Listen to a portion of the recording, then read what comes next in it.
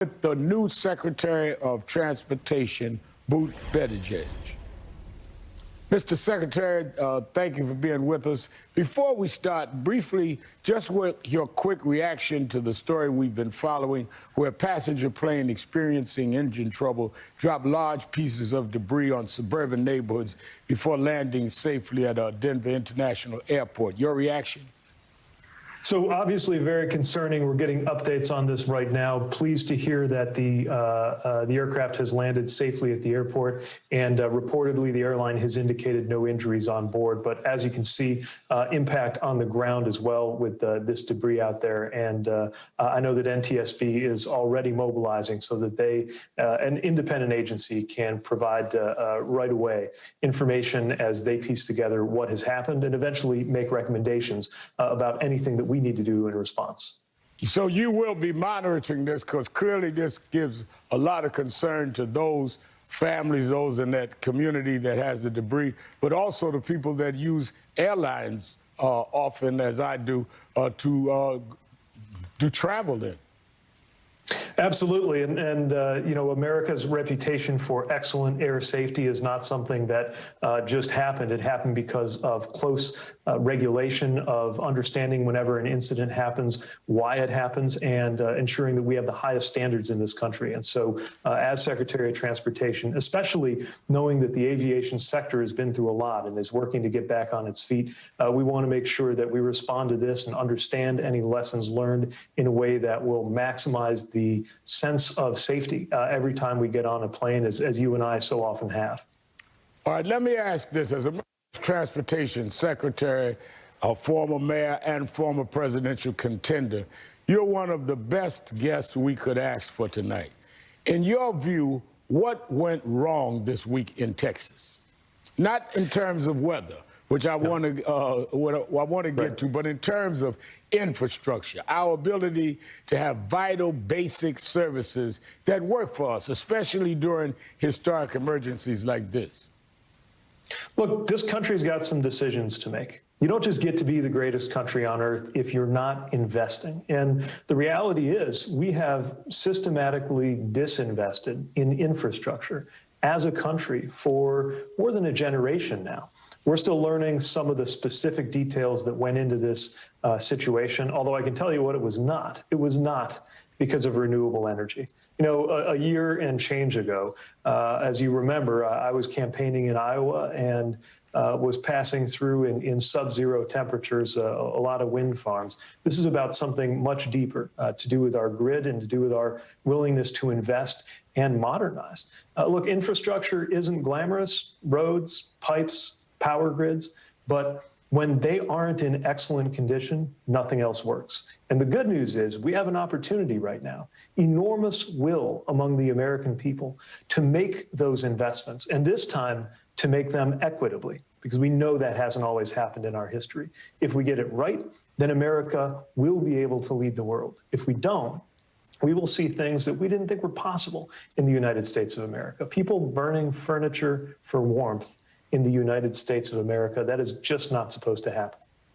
Now, the situation in Texas right now isn't specifically related to transportation, and yet it's clear you're deeply engaged and ready to help, which leads me to a question about Senator Ted Cruz, who also is not directly responsible for what's happening, and yet his decision to leave the state in the middle of a crisis this week struck a nerve with many Americans. What lessons can we learn from Senator Cruz's behavior as we move ahead to confront challenges our nation at this time? Well, I can't speak to his decisions, but what I can say is that if he and the people of Texas need anything, he or any Texas elected official is welcome to reach out to the Department of Transportation. We're already in touch with FEMA, doing everything we can to be part of the solution. And this is one of those moments that really requires all of us, all hands on deck, to be there to help. From conversations we've had over the years, you've understood that racial inequalities are real. They're systematic, and they affect nearly everything in America. And apparently that includes COVID vaccine distribution, because several assessments have found that Black and Latino The Latinx populations are vastly behind in vaccinations in most states. And among the many reasons suggested is a lack of access to public transportation, both in urban and rural areas. But this week, even people of color who could get on a bus still couldn't get to a vaccination site because of extreme winter weather. And as we get into spring and summer, it could be extreme flooding or extreme heat next time. So as Transportation Secretary, what can be done at the federal level to fill this particular gap? Well, this is one of many reasons why it's so important to pass the president's American Rescue Plan that Congress has before it right now. This is about things like getting vaccines to sites and getting shots in arms, but it's also got things like making sure that we have dollars to keep our transit systems running. Look, a lot of the transit systems around the country are already running at reduced capacity. They've had to cut their routes or frequency, leaving some Americans at risk of being left behind. And even keeping up that reduced rate might not be possible if we don't get them aid in a hurry.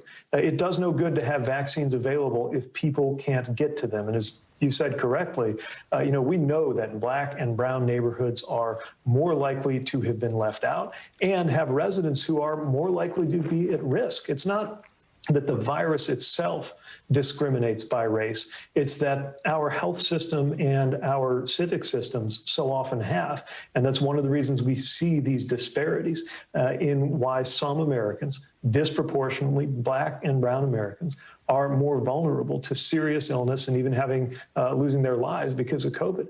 It's why we have got to, as a matter of basic justice, as well as a matter of public health, do everything we can to get those shots in arms. And our part of it in the Department of Transportation is to make sure people can get to where they need to be. Now, this administration is combating not just climate change, but the effects of 4 years where science was literally thrown out of the White House. Out of the White House window at that, and that by its predecessor. So I presume you're playing some catch-up while racing against the clock. What can you do in the next 4 years, Mr. Secretary?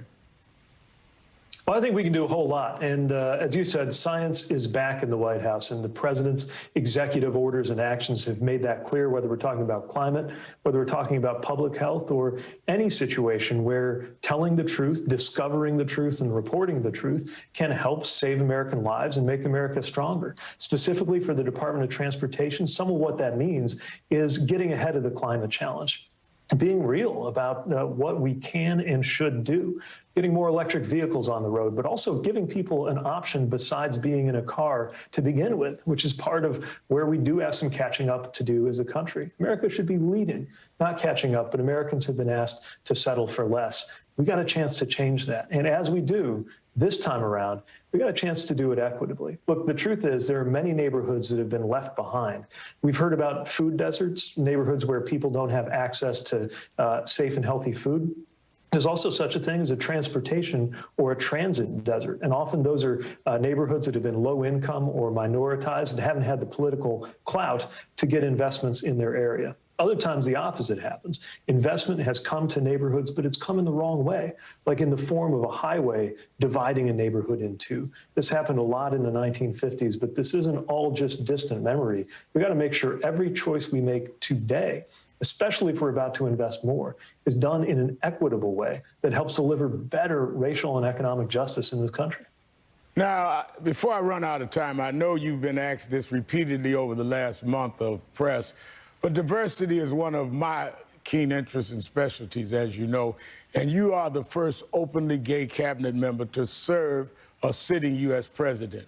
Regrettably late, but historic nonetheless. I'd be curious to know if you've thought at all about younger LGBTQ Americans looking at you as a role model and a ceiling breaker. You know, my hope is that younger LGBTQ Americans, by the time they're old enough to be in a position like this, will find that it's not even a big deal, but we got a long way to go from here to there. And I couldn't help but think when I was being sworn in, not just about the things that have changed in my lifetime, like the repeal of Don't Ask, Don't Tell, but also within the lifetime of others watching this broadcast right now who can remember things like the so-called lavender scare of the 1950s, when people lost their jobs jobs, not as a cabinet officer or as a soldier, but just as a bookkeeper or as an astronomer, simply because of who they loved.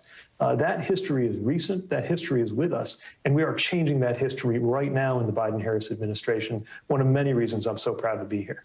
And I would know from our conversations, you, I would assume, will be voicing that against the lack of diversity and inclusion in all departments of government and your own department in terms of diversity of employment and promotions and contracts. I'm on the railroad people about their investments, working with black contractors and all. We look to be continuing our conversation. Transportation Secretary Pete Buttigieg, thank you for being here tonight. Thanks for having me. Switching topics,